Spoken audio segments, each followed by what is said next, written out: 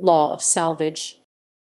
The law of salvage is a principle of maritime law whereby any person who helps recover another person's ship or cargo in peril at sea is entitled to a reward commensurate with the value of the property salved.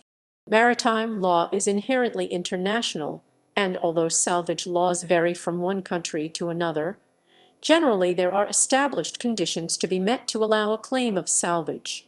The vessel must be in peril, either immediate or forthcoming.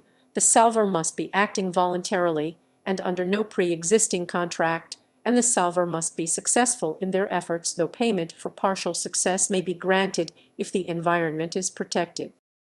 The basis of marine salvage law.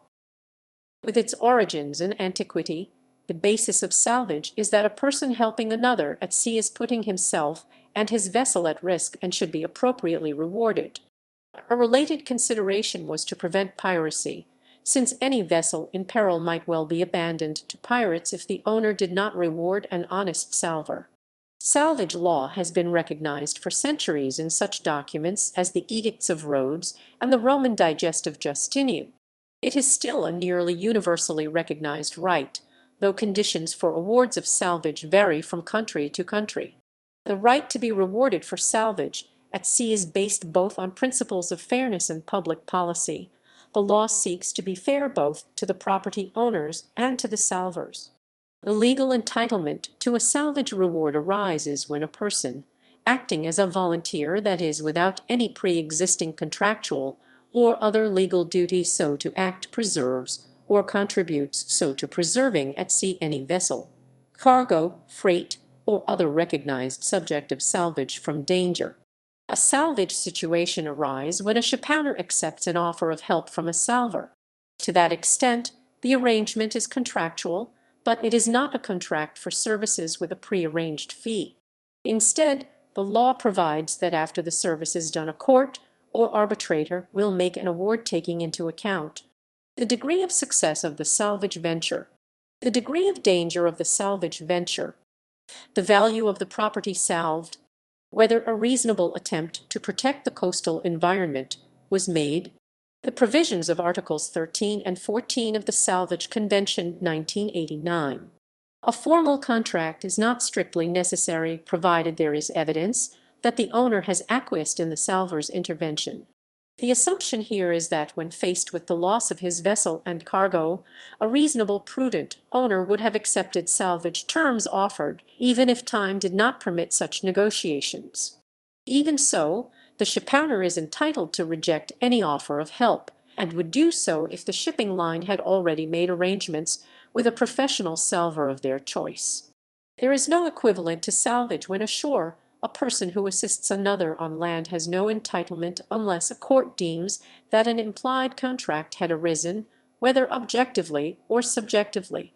Salvage is distinct from prize law, which is the seizing of property from the enemy at a time of war, for which a reward is made by the Admiralty Court sitting as a prize court. Recognized subject matter. Traditionally, salvage only recognizes a ship or craft vessel, cargo on board, freight payable, and bunkers carried on board as the subject of property in danger. The scope of salvage has been expanded by the 1989 Salvage Convention, and protection of the environment is part of salvage. Oil pollution can cause damage to the environment.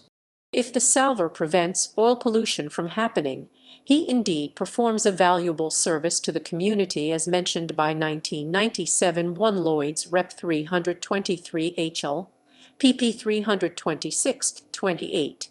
Therefore, the salvor will be rewarded with special compensation, i.e. liability salvage instead of property salvage. The convention does not consider saving lives to be part of salvage, but if one vessel saves life and the other saves property, the arbitrator may apportion the salvage reward between them as he thinks fit. Real peril. Danger needs to be real but not necessarily immediate or absolute.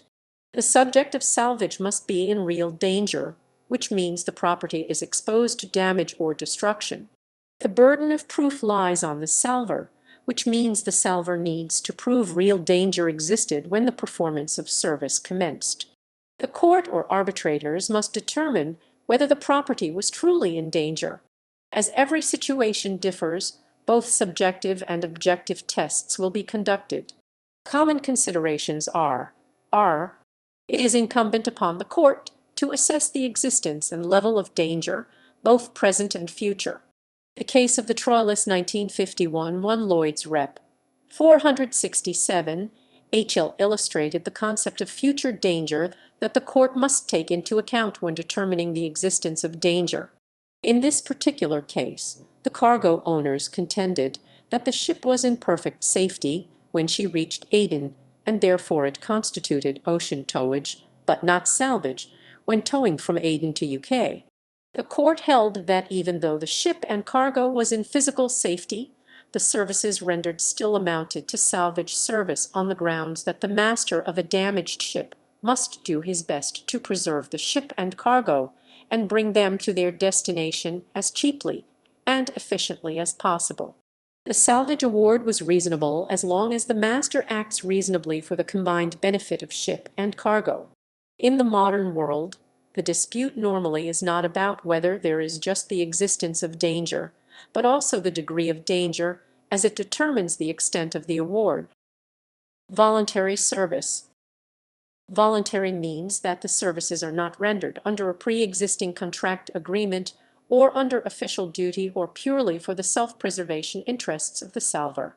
Because of this, there is no limitation to the class of persons that can be considered as volunteers. A pre-existing agreement refers to any agreement entered into before the time of the existence of danger. It includes ship's master and crew who have pre-existing employment agreement with ship owners. They have the duty to preserve the ship and cargo, and therefore they cannot convert themselves into salvors in the event of trouble. Notwithstanding, exceptions still exist in this area. Salvage can still be rendered if the pilot or crews of the ship in peril rendered service outside or beyond the scope of their duties under the contract. The case of the Sandefjord 1953 2 Lloyd's Rep. 557 held that the pilot brought his personal knowledge of the local conditions and his seafaring skills to bear when faced with a grounding.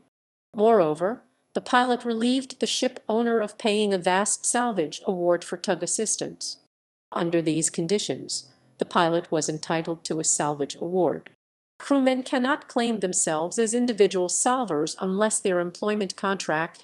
The termination of contract could be brought by. Authorized abandonment refers to a condition wherein, at the time the master decided to abandon ship, there was no hope or intention of returning to the stricken ship.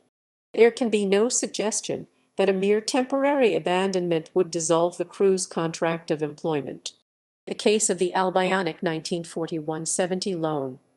L. Rep. 257 ruled that there was no express order given by the master to abandon the ship, and therefore the crew's contracts of service were not terminated at the time when they performed the salvage service.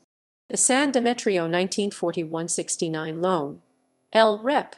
5 case demonstrated a good example of an authorized abandonment of ship under the master's authority.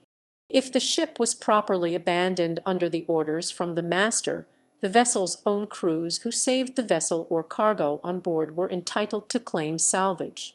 In the case of the master's discharge of crew concerned, the Warrior Lush 476 case ruled that if the crew is properly discharged by the master, their employment contract is validly terminated. Therefore, any crew who returned to and saved the vessel were truly salvors. Additionally, hostile capture of the crew effectively causes the dissolution of the sailor's employment contract, as the general and expected duties for the seaman no longer exist. The Two Friends 1799 1 Rob 271 provided support for this argument. Success. Salvage under contract.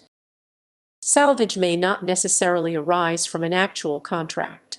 However, there are vessels standing by, crewed by professional salvors, under a salvage agreement in Lloyd's Open Form LOF. Contracts are usually entered into on the LOF 1980, 1990, 1995, and now 2000 LOF. Under these contracts, rewards are based on no cure, no pay principle, in which the salvor receives no reward if no property is saved. Special compensation is paid, however, as a reward for efforts to prevent or minimize damage to the environment even if no property is saved under the convention. Minimizing danger to the environment. While the general principle of salvage law has been no cure, no pay, special consideration had to be given as more vessels were propelled by internal combustion engines, with the related environmental hazards that were possible if one were to sink. The concept of the safety net in LOF 1980 took steps to protect the environment from oil pollution. Following this concept of the safety net, the Salvage Convention of 1989 introduced the concept of special compensation to encourage salvors to preserve and minimize damage to the environment from fuel and oil spills. However, the concept was very different from the special compensation under the existing convention. Under Article 14, the salvor is entitled to special compensation if he has carried out salvage operation on a vessel which by itself or its cargo threatens damage to the environment.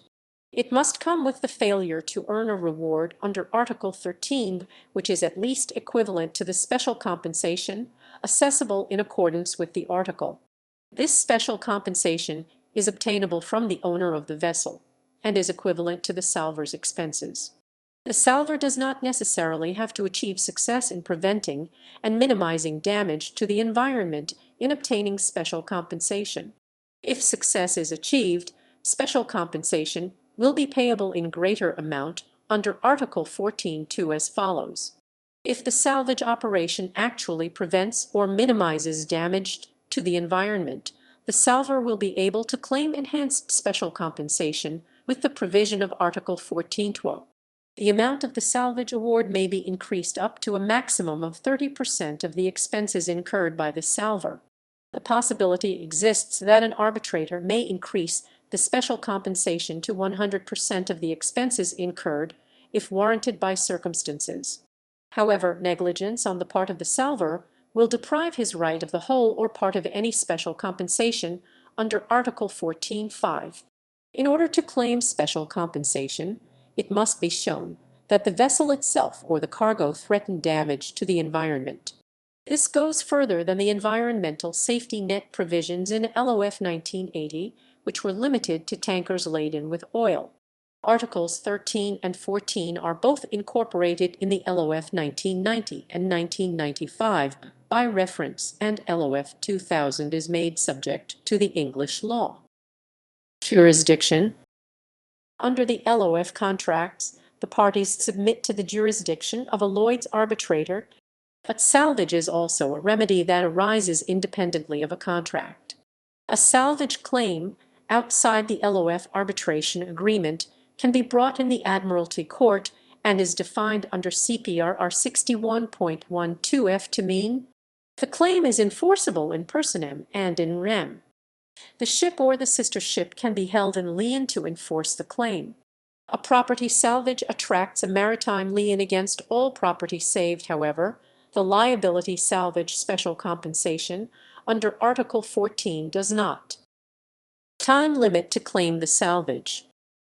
Article 23 of the 1989 Convention provides for a 2-year limit to commence judicial or arbitration proceedings arising from a salvage claim. The limitation commences on the date on which the salvage operations are terminated. During the 2-year period, an extension of time can be agreed by parties. An action for indemnity by a person liable may be instituted after the expiration of the limitation period with the assumption that it is brought within the time allowed by the states in which the proceedings are brought. However, if the ship is not saved and the loss was due to the salvor's negligence, the time limit to bring action against the salvor will be based on the tort of negligence.